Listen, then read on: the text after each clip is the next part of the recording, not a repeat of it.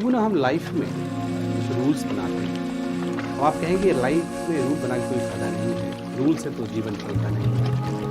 तो मेरा मानना है ऐसा नहीं है, उसमें कुछ तो आइडिया लाना पड़ेगा, उसमें कुछ तो तरीके ढूँढने पड़ेंगे, कुछ तो मेथड्स अपनाना पड़ेगा, अदरवाइज़ लाइफ कैओस बन जाएगा। कैओस मतलब जहाँ ना आगे बढ़ने का पता है, ना वापस लौटने का पता है। और अगर जंग में फँस गए, बीच में घोर में फँस गए, परेशानी में फँस गए, तो वहाँ से निकलने का रास्ता नहीं है।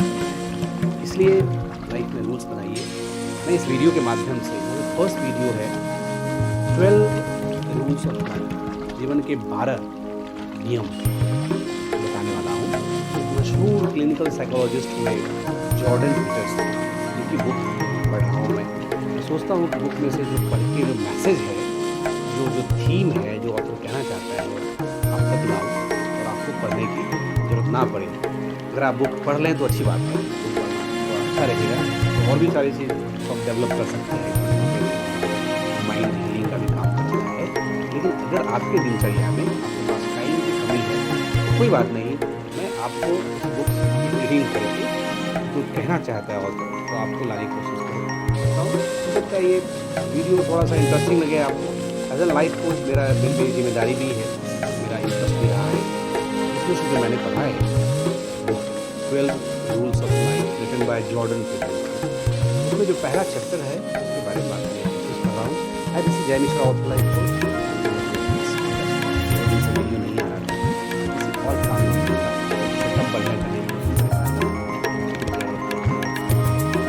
तो पहला जो चैप्टर है उसका, वो चैप्टर है कि standing up straight with your shoulders back. Shoulders पे हाथ उसको ऐसे करके खड़ा हो, अभी कोशिश करिए शाम के टाइम सूर्यास्त हो, सूर्योदय का टाइम हो रहा है, छत पे या अपनी बालकनी में ऐसे खड़ा हो, उसका एनालिसिस करिए आपने जो चाहा वो मिला, आप जो चाह रहे हैं उस रास्ते पे हैं क्या।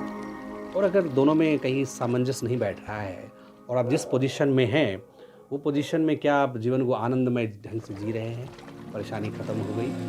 क्योंकि इस वीडियो से मैं ये कहने की कोशिश कर रहा हूँ कि आपकी परेशानी इतनी जल्दी ख़त्म होगी नहीं, क्योंकि परेशानी ख़त्म होने वाली चीज़ है ही नहीं जीवन की, लेकिन उसको कम कर सकते हैं। उसका जो पेन है, उसका जो फीलिंग है, उसको थोड़ा सा आप मैनेज कर सकते हैं। तो जीवन सब मैनेज का करने का ही एक आर्ट है। अगर आपने जीवन में इन सारी चीज़ों को मैनेज कर लिया तो फिर ज़िंदगी की लड़ाई जीत गए। तो इसलिए मेरा मानना है कि ये जो चैप्टर है उसमें जो चीज़ें ऑथर ने कही है, शायद आप जानते भी होंगे, लेकिन हमें क्या होता है कि काम करते करते ना हमें वो सारी चीज़ें समझ नहीं आती है, तो उसको हम इतना ध्यान भी नहीं देते कि अच्छा ऐसी बात है क्या। तो पहला जो चीज़ मैं कहना चाहता हूँ कि आप लाइफ में सबसे पहले असर्टिव रहिए, कॉन्फिडेंट रहिए, बहुत ज़रूरी है। आप जो भी डिसीज़न लेते हैं उसमें मजबूती ढंग से उस पर कायम रहिए, उसको पाने की कोशिश करिए।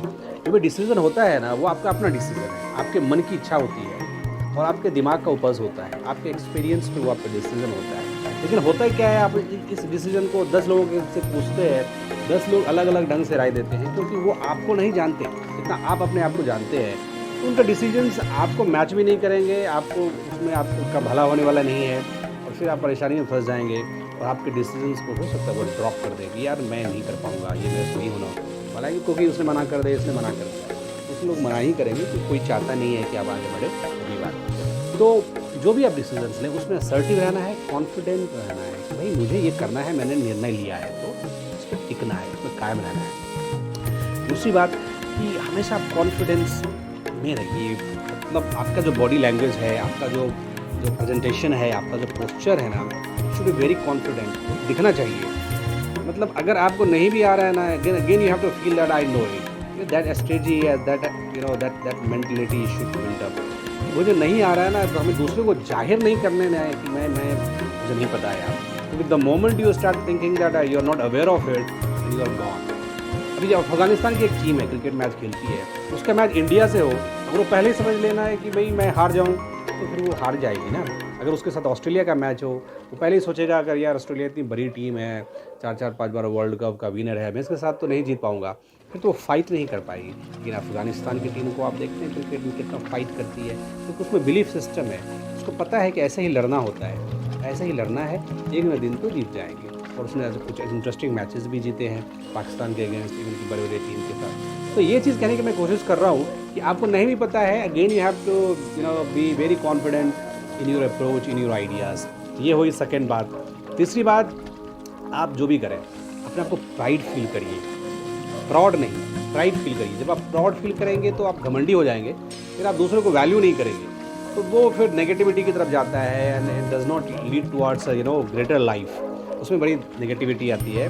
बट प्राइड फील करना ज़रूरी है। प्राइड का मतलब आप जो भी कर रहे हैं उसमें ये समझना है कि आपने कुछ अचीव किया है, आपको भी कुछ आता है, क्योंकि आत्मसम्मान तो बहुत ज़रूरी है ना। जब तक जीवन में आत्मसम्मान नहीं है तो फिर जीवन जीने का कोई मतलब नहीं है। इसलिए प्राइड फील करेंगे कि भाई पहले आप क्या थे, जो पहले थे उससे कुछ बेहतर हुआ है क्या आपके लिए। अगर आंसर यस मिल जाता है तो बस यही प्राइड है। तो महत्वाकांक्षी बनना बहुत ज़रूरी है। आत्मसम्मान के लिए मेरा मानना ये है कि आप घमंडी ना बने, लेकिन महत्वाकांक्षी बने। ऐसा ना हो कि आपकी इज्जत और आपके सेल्फ कॉन्फिडेंस को कोई स्पॉइल करके और वो अपनी बात बनाने की कोशिश कर रहा हो, वो मानना नहीं है। आपको भी अपना व्यू रखना है। सामने वाला अगर समझ रहा है तो ठीक है, नहीं समझ रहा है तो उसके पीछे गिड़गिड़ाना नहीं है। Take your ideas and talk to him. If you convince fine, if not then there's no point arguing with him. Argue करेंगे तो फिर वो उसमें यह आती है कि अरे ये तो बहुत दिखाने की कोशिश कर रहा है। तो मेरा मानना ये वहाँ तक ठीक नहीं है। When you present yourself in a way where you also feel that you are you possess something, you know something, तो इतना आना चाहिए ना। इतनी तो इजाज़त मिलनी चाहिए लाइफ में। इसलिए आत्मसम्मान बहुत ज़रूरी है। आत्मसम्मान को प्राइड में रखना बहुत ज़रूरी है। बहुत ही बात मैं ये कहना चाहता हूँ कि जो भी लाइफ में चैलेंज हो जाए उसको फेस करें। लाइफ इतना आसान नहीं है, आसान भी है ना। कभी कभी परेशानी आपको जानबूझ के देगा, वो आपको टेस्ट करेगा लिटमस की तरह। टेस्ट में अगर आप पास कर गए तो जीवन में चैलेंजेस आएंगे, अच्छा बनेगा। जितना इंसान बड़ा होने की कोशिश करता है ना, उसको उस हिसाब से तपना पड़ता है, चैलेंजेस फेस करना पड़ता है। वो ऊपर वाला जो है, जिसको भगवान बोलते हैं, गॉड बोलते हैं, अल्लाह बोलते हैं, तो वो कोशिश करता है आपको गिराने की। एक बार आपको गिराएगा और आपको वो भी कोशिश करेगा कि अच्छा देखता हूँ कि अब इसमें ये उठ पाता है कि नहीं, कहीं यहीं से बाहर तो नहीं निकल जाता। तो ये सब सारी चीज़ें हैं ना, जो उसमें जो बच के निकल गया, जो खड़ा होके टिका रहा मझधार में, संकट में, वही फिर वो कहानी लिखता है, फिर बड़ा इंसान बनता है। इसलिए आप जो भी कर रहे हैं, घबराना नहीं है, टिकना है, डटना है, लगे रहना है और लड़ना है। ये आर्ट आपको सीखनी पड़ेगी। आपके अंदर इनर एटीट्यूड होना चाहिए, आपके अंदर खुद सेल्फ रिस्पेक्ट होना चाहिए।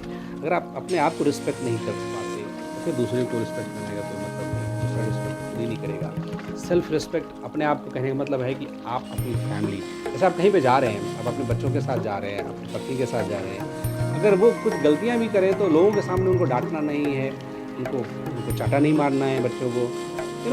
वो आपके जहन का हिस्सा है ना, आपके ही तो लोग हैं ना। आप वो रहें या आप रहें या आपके बच्चे रहें, वो आपको रिप्रेजेंट करते हैं, आप उनको रिप्रेजेंट करते हैं। तो अगर कुछ गलती भी हो जाए तो वहाँ पे समझाने की कोशिश मत करें कि भाई नहीं ये क्या किया तुमने, तुम्हें कुछ आता नहीं है। मैं देखता हूँ अमूमन लोग क्या करते हैं, बाहर गए, फैमिली के साथ गए, वहीं पे अपना झगड़ा झंझट चालू कर दिया। ये ठीक नहीं है।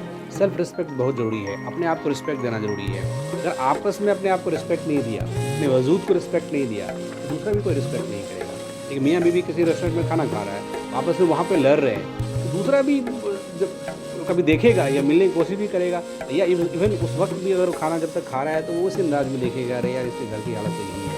तो इसमें दोनों का रिस्पेक्ट खत्म हो गया ना। तो कहने का मतलब है कि आप सेल्फ रिस्पेक्ट अपने आप को बना के रखें, तो आपका काम है, कोई और करके देगा नहीं। And it does not cost anything, just attitude you have to build up, to get motivated yourself and correct the demerits you have. ये सारी चीज़ें हैं जीवन जीने के लिए। अगर ऐसा कर पाते हैं तो मेरा यकीन मानिए, आप अपने लाइफ में, आपके सोशल इंट्रैक्शंस होते हैं समाज में, प्रोफेशनल लाइफ में, करियर में और ओवरऑल मेंटल वेलबींग में बहुत ही मदद करेगी। कोशिश करके देखिए, एटीट्यूड बनाने की कोशिश करिए, उसको जहन में रखिए और जीवन में इस बात को मानिए कि जीवन जीना इतना आसान है नहीं। ये बहुत बड़ी एक जंग है, क्योंकि जो जीवन है अगर इतना ही आसान होता है। एक छोटी सी चींटी होती है, उसकी लाइन आपने देखी होगी, वो खाना खा के दाना लेके ऊपर चढ़ती रहती है। एक छोटी सी चींटी है ना, उसको अपने भोजन के लिए इतना स्ट्रगल करना पड़ता है। और इतना बड़ा शरीर भगवान ने आपको दिया है, इतने सारे संस्कार दिए हैं, इतना बड़ा परिवार है, और उसको निभाने के लिए, उसको जीने के लिए आप सोच रहे हैं कि जीवन इतना आसान हो जाएगा। ऐसा नहीं है, जीवन में मुश्किलात है। तो कोई अगर आपका साथ दे तो अच्छा है, नहीं दे तो कोई बात नहीं। जाते जाते एक शेर सुनाना चाहता हूँ। एक मशहूर शायर ने कहा है कि कौन बस्ती में, सॉरी बस्ती नहीं, पस्ती, पस्ती मतलब होता है दुख, संकट, बेचैनी, घबराहट, बेबसी। और इसमें एक वर्ड है शिराजा, जिसका मतलब है प्लानिंग। आपकी प्लानिंग होती है, अरेंजमेंट्स जो है, जो आप सोच रहे हैं कुछ करने की। कौन पस्ती में उतरता है अभी देखना है, कौन पस्ती में उतरता है अभी देखना है, इसका शिराजा बिखरता है अभी देखना है। तुम समझते हो कि तुम जीत गए हो, लेकिन वक्त क्या फैसला करेगा। इसलिए जीवन जंग की तरह है, आप कब जीतेंगे कब हारेंगे आपको पता नहीं है, और आपको कोशिश करनी है और अपनी लाइफ को आगे बढ़ने से जीना है। इसी नोट के साथ मैं इस वीडियो को ख़त्म कर रहा हूँ। नेक्स्ट टॉपिक लेके इसी वीडियो की तरह एक सेकंड टॉपिक जो इस बुक का एक हिस्सा है, लाने की कोशिश करूँगा, प्रेजेंट करने की कोशिश करूँगा। अगर आपको वीडियो लगे तो you can like the video, share with your friends and groups. Thanks for watching.